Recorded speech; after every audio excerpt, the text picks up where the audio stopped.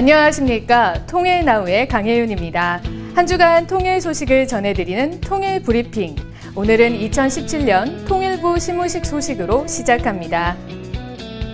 홍영표 통일부 장관이 2일 열린 2017년 통일부 시무식에서 올해가 평화통일의 길을 열어나가는 의미 있는 한 해가 되기를 기원한다며 통일부 직원들을 격려했습니다. 그러면서 붉은 닭의 해를 맞아 아직도 긴 잠 속에 빠져있는 북한을 깨우는 한 해가 되었으면 한다는 이야기도 덧붙였습니다. 태영호 전 영국 주재 북한 대사관 공사가 지난 12월 27일 정부 서울청사에서 50여 명의 통일부 출입기자단과 기자간담회를 가졌습니다. 태영호 전 공사는 모두 발언에서 통일된 대한민국 만세를 외치고 질의응답 시간에도 자신에 대해 나라를 통일하는 것을 평생 수건으로 삼고 생각했다며 저는 통일하러 왔습니다라고 하는 등 통일에 대한 염원을 계속 드러냈습니다. 또 북한에 있을 때 한국으로 가는 것을 결심하는데 제일 도움이 되고 힘을 주었던 것이 바로 탈북민들의 활동이었다고 말하며 탈북민들이 출연하고 있는 다양한 영상물들과 탈북민을 소재로 한 작품들이 북한에 살고 있는 사람들에게 어떤 영향을 끼치고 있는지에 대해 설명하기도 했습니다. 태영호 전 공사는 앞으로도 다양한 공개 활동을 통해 통일의 필요성에 대한 자신의 견해와 경험들을 이야기하고 싶다고 밝혔습니다. 지난 29일 서울 광진구 세종대 인근에 탈북민 백사장 프로젝트 2호점이 문을 열었습니다.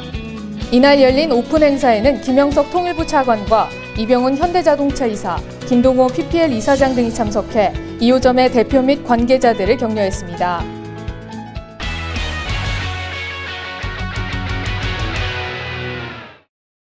최근 탈북민 래퍼, BJ 등 문화계로 진출하는 탈북민들이 점점 늘어나고 있는데요. 오늘 소개해드릴 분은 재미있는 웹툰으로 남북의 문화 격차를 줄여가고 있는 분입니다. 만화가 최성국 씨를 만나보시죠. 탄탄한 스토리로 작품을 발표할 때마다 영화와 드라마로 제작되는 강풀의 웹툰. 삶에 대한 깊은 통찰과 사실적인 묘사로 미생 열풍을 일으킨 윤태호의 웹툰. 기발한 아이디어와 엉뚱함으로 두터운 매니아층을 가진 기안84의 웹툰까지. 이렇게 인터넷으로 보는 만화 웹툰은 어느새 현대인의 일상이라 할 만큼 대중적인 문화로 자리 잡았습니다. 그런데 수많은 웹툰 중에서 북한을 주제로 한 웹툰은 없을까요? 여기 치열한 웹툰 시장에 자신있게 도전장을 내민 한 사람이 있습니다. 네, 있제요. 노동신문 주인공 신고남 이집이. 국내 최초 탈북민 웹툰 작가 최성국 씨를 소개합니다. 매주 화요일이면 어김없이 독자를 찾는 웹툰 하나.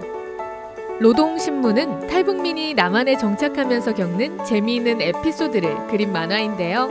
지난 5월에 첫 연재를 시작한 후 불과 1년도 되지 않아 평균 조회수가 2만 건을 기록할 만큼 인기를 끌고 있습니다. 북한에 대해서 전혀 생각도 안 했던데 관심이 생기기 시작했다. 그리고 이거 뭐 TV나 영화에서 느낄 수 없었던 걸 이 만화에서 정말 실감 있게 보게 됐다. 북한에 대해서 많이 배우고 간다. 북한 동포들에 대해서 또 상당히 걱정해 주시고 이런 댓글들, 그런 거랑 보면 힘이 나죠. 최성국 씨는 북한에서 만화 영화를 제작했던 경험을 살려 탈북 후 본격적으로 웹툰을 그리기 시작했는데요. 많은 응원 속에서도 유독 힘이 되는 사람들의 목소리가 있다고 합니다. 탈북민들끼리 잘 그렇게 인정을 안 해주시는데 어떤 분이, 유명하신 분이 팬이라고 말씀해 주셔가지고 그걸 한국 분들이 팬이라고 하는 거하고 탈북자분이 과감하게 탈북자한테 팬이라는 거하고 완전 다르거든요. 탈북자분이 팬이라고 해주시니까 이게 재미나구나. 그렇다면 탈북민의 마음까지 사로잡은 노동신문의 인기 비결 무엇일까요? 첫 번째 인기 비결, 탈북민 작가에게 듣는 실감나는 북한 이야기. 노동신문에는 그동안 미디어에서 알려지지 않았던 북한의 생활 모습이 사진과 함께 소개되고 있는데요. 다소 생소하게 들리는 북한 사투리에 대해서도 친절하게 설명해주고 있습니다. 제가 지금 6년 차인데 여기서 살면서 보니까 사람들이 북한을 아시는 분들은 굉장히 잘 알고 관심 있는 분들은 잘 알아요. 그리고 아예 모르는 분들이 있어요. 그 교육도 못 받았고, 그리고 아예 모르니까 완전 거부해버리는 거예요. 자기 민족인데. 그 북한에 대해서 아시는 분하고 모르시는 분하고 현재 사회를 보고 판단하는 그런 것도 완전히 틀려요. 그래서 서로 알아가는 게 중요하겠다. 예, 그래서 만들게 된 거죠. 두 번째 인기 비결은 남북의 문화 차이를 탈북민의 눈으로 실감나게 표현했기 때문입니다. 특히 결혼합시다 편에서는 사랑과 연애에 얽힌 남녀 간의 오해를 재치 있게 풀어내 인기를 얻었습니다.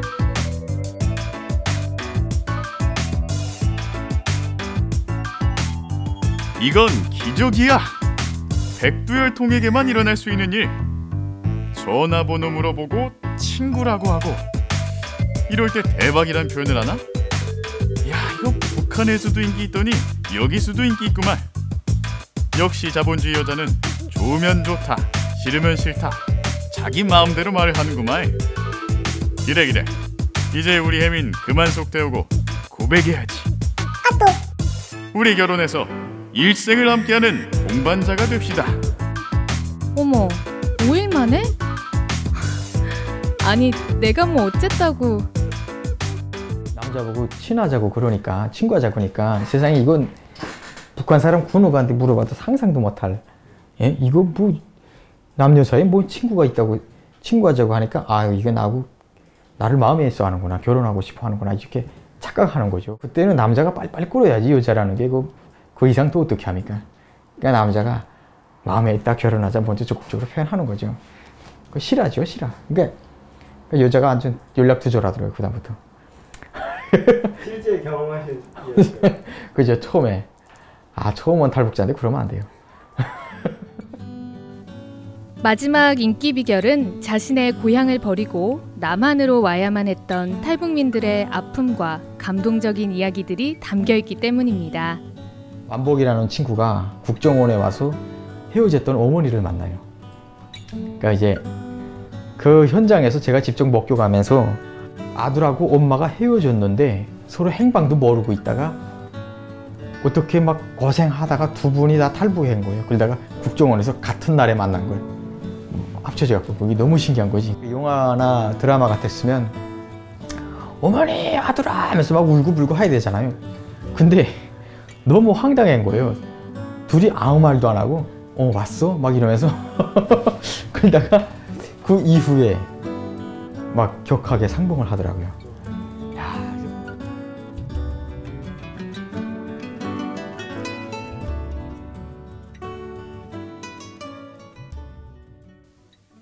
최성국 씨는 노동신문을 연재하면서 많이 바빠졌습니다. 틈틈이 북한과 통일에 관련한 강의를 하기도 하고 지금까지 발표한 웹툰을 모아 단행본으로 출판하기도 했습니다. 그는 이와 같은 활동이 남북의 문화 격차를 줄이는데 징검다리가 될 거라 믿고 있는데요. 다툼을 보여주고 싶다 이거죠. 같은 게 너무 많아요. 다른 것보다 같은 게 더 많아요. 비교 안 되게 굉장히 많아요. 근데 그 일부 겉보기에 다른 그것 때문에 같은 걸 보려고 하네요, 사람들이. 실제 탈북민들을 오래 만나보신 분들은 뭐가 다른지를 크게 인지하지 못해요. 여기서 오랫동안 한국에 사신 분들이지만 비록. 그러니까 모든 사람들이 그렇게 돼야 되는 거죠. 눈에 띄는 다른 점보다 진심 속에 숨어있는 같은 점을 찾아내는 최성국 씨.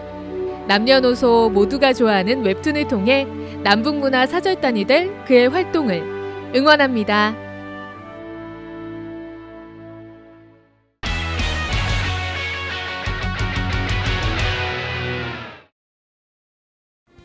(2017년) 새해가 밝았습니다.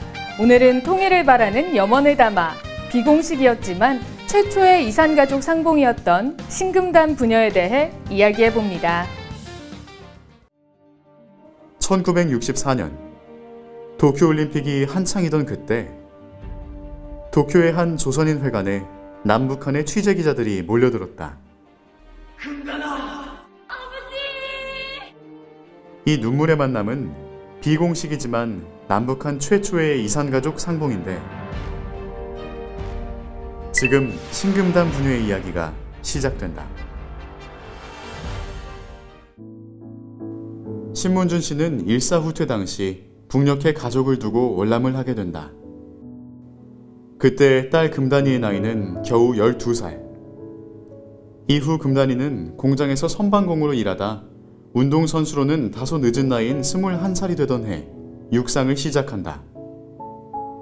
출발은 늦었지만 남다른 체격 조건에 근성이 더해져 놀라운 성장을 보이는데, 운동을 시작한 지 2년 만인 1960년 모스크바에서 열린 육상 경기 대회에선 800m 세계 신기록을 달성한다. 이후 그녀는 무려 11번이나 세계 기록을 경신하며 세계 육상계의 여왕으로 불리운다. 남한에서 가족을 그리워하며 살고 있던 아버지 신문준 씨는 언론을 통해 딸의 활약상과 함께 도쿄올림픽 참가 소식을 접한다. 온 세계에 관심이 집중된 가운데 진행되고 있는 도쿄올림픽 대회는 드디어 종반전에 돌입. 금메달 획득을 눈앞에 둔 선수들은 저마다 조국의 명예를 걸고 선전분투하고 있는데, 이에 아버지는 딸을 만나기 위해 도쿄로 향하는데, 부녀가 헤어져 눈물로 산 지 14년 만의 만남. 이것이 바로 비공식이지만 남북한 최초의 이산가족 상봉. 이 생에서 그들의 마지막 만남이 된다. 예, 우리나라 공식 이산가족 상봉은 고향 방문이라는 이름으로 1985년도에 이루어진 만남이 분담 이후 이루어진 공식적인 첫 이산가족 상봉입니다. 신금단 부녀의 만남은 1964년 도쿄올림픽에서 신금단이 선수로 출전했다는 특수한 사항에서 이루어진 비공식 만남입니다. 신금단 부녀가 극적인 상봉을 했던 1964년은 분단이 된 지 채 15년이 되지 않았을 때입니다. 분단의 아픔이나 이산가족의 그리움이 지금보다 몇십 배는 더 간절할 때이다 보니 신부녀의 상봉 소식은 그야말로 나라를 떠들썩하게 했습니다. 이 만남이 계기가 되어 당시 이산가족 면회소 설치에 관한 결의안이 제출되기도 했습니다.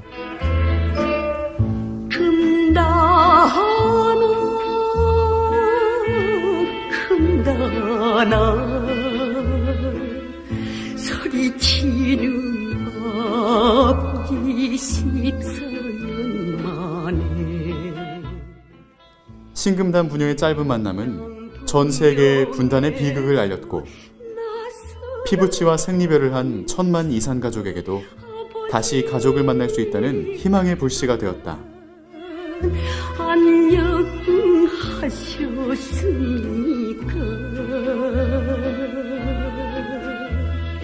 꿈가요 생심인가요?